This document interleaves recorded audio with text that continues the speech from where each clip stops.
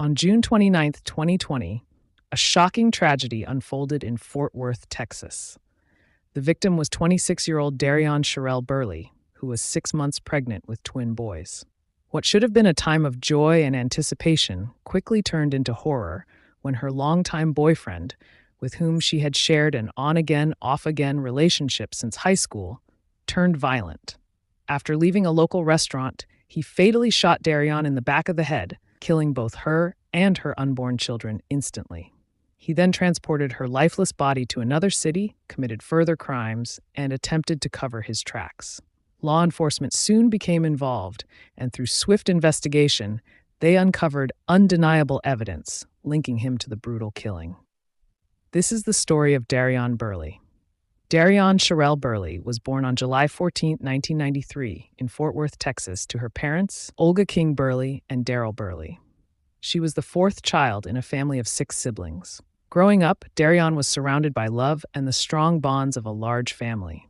Her siblings included Edric King, Allison and Bambi, Sydney Burley, Chandlin Burley, and Leland Burley. She was remembered by her friends as someone full of warmth, laughter, and a deep appreciation for family ties. Dedicated to her education, Darionne attended Connors State College in Muskogee, Oklahoma, where she successfufully earned her associate's degree.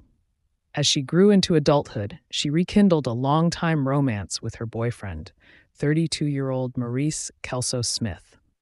Their relationship stretched back to high school, marked by periods of breaking up and reuniting. Despite the ups and downs, their strong bond and devotion to each other kept them together during both joyful and challenging times. In time, Darionne discovered she was pregnant with twins.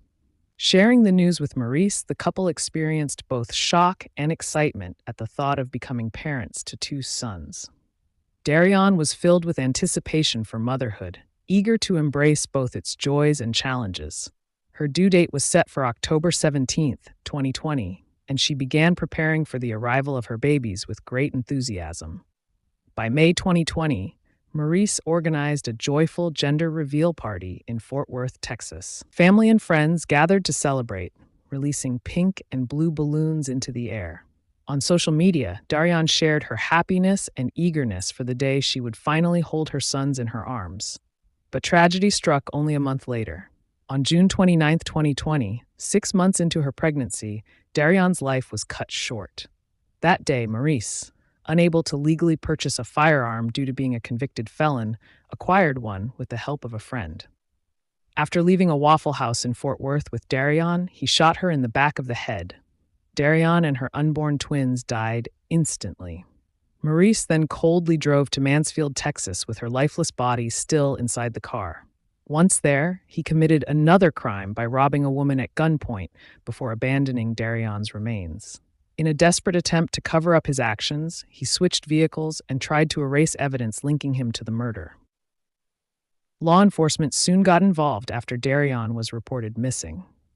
Investigators quickly traced Maurice and found him at his residence, frantically attempting to destroy evidence. Police recovered his blood-stained clothing and the firearm used in the killing, damning proof of his crime. As they dug deeper, detectives learned that Maurice had a history of violence and deception.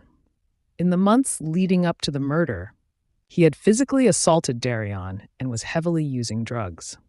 Even after the evidence mounted against him, Maurice continued to manipulate the situation, pretending to be intoxicated and claiming he suffered from memory loss. To ensure his safety, authorities admitted him to a hospital, suspecting an overdose. After several hours, doctors confirmed he was faking his symptoms. While there, he even attempted to pick the lock of the handcuff that secured him to the hospital bed, further revealing his lack of remorse. Friends and family were devastated by the news. Many of them had expressed concern about Darionne's safety earlier in June 2020, but by the end of that month, their worst fears had become reality. Darionne and her unborn sons were dead at Maurice's hands. The community was shaken to its core by the brutality of the crime. Prosecutors moved swiftly, and Maurice stood trial. He continued to deny responsibility, claiming he and Darionne had argued and that she belittled him by calling him a junkie. Still, he insisted he hadn't killed her. The Tarrant County jury rejected his claims and found him guilty of capital murder. He was sentenced to life in prison without the possibility of parole. Yet, for Darionne's loved ones, the verdict brought no real closure. Their lives had been permanently shattered by the violence that claimed her life and the lives of her unborn twins. May Darionne's soul, along with those of her unborn children, rest in peace.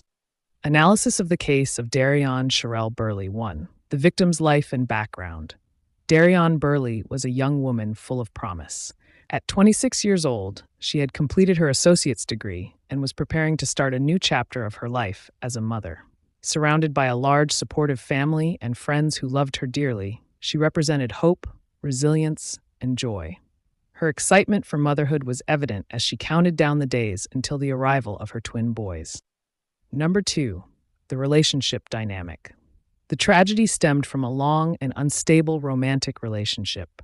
Darionne's boyfriend had been part of her life since high school, but their connection was marked by an on and off pattern and underlying issues. While there was love and history between them, his struggles with violence, drugs, and criminal behavior made the relationship toxic and dangerous. Sadly, this unhealthy dynamic escalated to fatal consequences.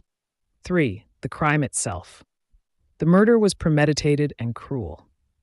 Despite the outward excitement surrounding the pregnancy, including a gender reveal party just a month earlier, the boyfriend chose violence. By illegally obtaining a firearm and using it against Darionne, he not only ended her life, but also that of her unborn children. The coldness continued when he drove around with her body, committed another crime, and then tried to destroy evidence. His actions demonstrated both disregard for human life and calculated attempts to evade justice. 4. Behavior. After the murder. Instead of remorse, the perpetrator showed deception and manipulation. He faked illness, pretended memory loss, and even attempted to unlock his hospital restraints. These actions reveal a lack of accountability and a determination to escape responsibility at all costs. His behavior not only deepened the pain for Darionne's family, but also highlighted his dangerous and remorseless nature. Number 5. Law enforcement and justice. Police responded quickly once Darionne was reported missing. The investigation was thorough, uncovering blood-stained clothes, the murder weapon, and other key evidence. Prosecutors were swift in pursuing justice, and a jury convicted him of capital murder, sentencing him to life in prison without parole. Though justice was legally served, the emotional wounds left behind for Darionne's family can never truly heal. 6. Impact on the family and community. Darionne's murder was devastating not only to her family but also to the wider community. The loss of a young woman filled with potential and the 2 unborn children who never had a chance to live left an irreplaceable void. Her family's worst fears about her relationship came true, shattering their lives permanently. The community was reminded of the dangers of intimate partner violence and the irreversible consequences it can bring. 7. Themes highlighted by the case. Intimate partner violence. This case underscores how relationships that appear loving can mask cycles of abuse and danger. Premeditation and betrayal. The fact that the crime happened just after a celebratory event highlights the deep betrayal and calculated nature of the act. Justice versus closure. Although the perpetrator was convicted, the emotional pain for Darionne's loved ones continues, showing that justice in court cannot always heal personal loss. Thank you so much for watching this story. If you found it impactful, please don't forget to subscribe to the channel, like the video, share it with others, and leave a comment below. Your engagement helps us beat the algorithm and ensures that stories like this reach as many people as possible. To those who have already subscribed and continue to actively watch and support the content, I truly appreciate you. Your support keeps this platform alive and helps give a voice to the voiceless.